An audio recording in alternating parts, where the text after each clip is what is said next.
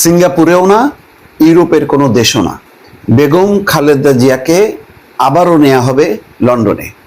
অপেক্ষা করা হচ্ছে ওনার কিছুটা শারীরিক উন্নতির জন্য। একটু স্টেবল হলেই, অর্থাৎ স্থিতিশীল হলে তাকে আবারও লন্ডনে নেওয়া হবে, সেই লন্ডন ক্লিনিকে যেখানে তিনি কয়েক মাস আগে চিকিৎসা করে এসেছেন। তেমনটাই প্রস্তুতি চলছে। ইতিমধ্যে কাতারের সঙ্গে যোগাযোগ করা হচ্ছে এয়ার অ্যাম্বুলেন্সের জন্য। এর আগে কাতার সরকারের দেয়া উপহারস্বরূপ এয়ার অ্যাম্বুলেন্সে করেই বেগম খালেদা জিয়া লন্ডনে চিকিৎসার জন্য গিয়েছিলেন। আবারও জোর যোগাযোগ করা হচ্ছে সেখানে, এবং বেগম খালেদা জিয়াকে যে লন্ডনে নেওয়া হবে তার প্রস্তুতির কথা জানিয়েছেন বিএনপির ভারপ্রাপ্ত চেয়ারম্যান অর্থাৎ তারেক রহমানের উপদেষ্টা মাহাদি আমিন।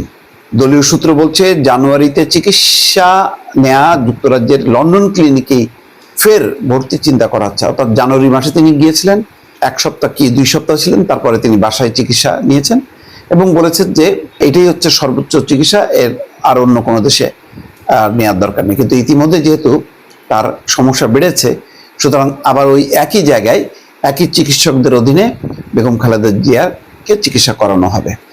বলা হচ্ছে যে এয়ার অ্যাম্বুলেন্সের জন্য কাতার সরকারের সঙ্গে যোগাযোগ করা হয়েছে।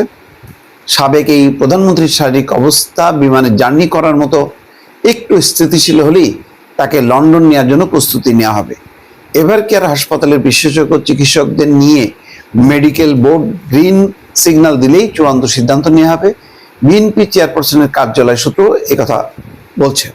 যাই হোক, এখন তো বেগম খালেদা জিয়াকে নিয়ে রীতিমতো একটা আবেগ ঘন পরিবেশ তৈরি হয়েছে, যেখানে দল মত নির্বিশেষে সবাই এসে শ্রদ্ধা জানাচ্ছেন। রাষ্ট্রপতি থেকে শুরু করে প্রধান উপদেষ্টা পরিষদ, বিএনপির সমস্ত পর্যায়ের নেতা কর্মীরা, এবং এখন যেটি অবস্থা হলো এই যে রুহুল কবির রিজভী আবেদন জানাচ্ছেন যাতে নেতাকর্মীরা এভার কেয়ার হসপিটালে ভিড় না করেন। কিন্তু সেই নির্দেশ উপেক্ষা করেই বলা যায় আবেগের স্রোতে সবাই ভিড় করছেন এভার কেয়ার হসপিটালের কাছে, এবং সবাই উদ্বিগ্নভাবে চেয়ে আছেন হাসপাতালের দিকে যে বেগম খালেদা জিয়া কখন সুস্থ হবে। এখন বেগম খালেদা জিয়ার অনেকটা আকস্মিকভাবেই তার এই পরিস্থিতি তৈরি হলো। অনেকে বলছেন যে তার সেনাকুঞ্জের অনুষ্ঠানে না যাওয়াই ভালো ছিল।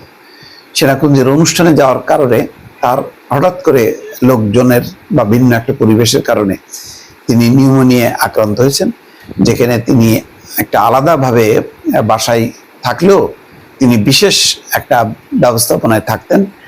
ফলে সামাজিক কোনো অনুষ্ঠানে বা পারিবারিক অনুষ্ঠানে যাওয়ার মতন আসলে বেগম খালেদা জিয়ার এখন শারীরিক পরিস্থিতি না। তারপরেও তিনি গেছেন যেখান থেকে, যে স্থান থেকে তাকে একসময় বাস্তুচ্যুত করা হয়েছিল, তার ঘর বাড়ি ভেঙে ফেলা হয়েছিল, সেখানে অন্য আবাসন গড়ে তোলা হয়েছে। সেই সেনাবাহিনী যেখানে তার বলা যায় গোটা জীবন কেটেছে, সেখানের দাওয়াতে তিনি দাওয়াত উপেক্ষা করতে পারেননি, তিনি গেছেন এবং ঝুঁকি নিয়ে গেছেন।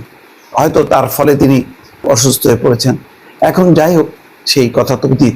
এখন যেই বিষয়টি সামনে, সেটা তারেক রহমানের আসার জোর প্রস্তুতি ছিল, কিন্তু হঠাৎ করে আবার আজকে থেকে একটু তার শারীরিক অবস্থায় স্থিতিশীল হতে একটু আশা দেখছেন বিএনপির নেতাকর্মীরা, চিকিৎসকরা। তারা একটু স্টেবল করার চেষ্টা করছেন। আর অন্যদিকে তারেক রহমান এবং তার স্ত্রী জুবাইদা রহমান যেহেতু নিজে চিকিৎসক, তিনি খুব দ্রুত গতিতে বিশ্বের বিভিন্ন দেশে যোগাযোগ করছেন, পরে সিদ্ধান্ত নিয়েছেন হয়তো লন্ডন ক্লিনিকেই তাকে আবার নিয়ে আসা হবে।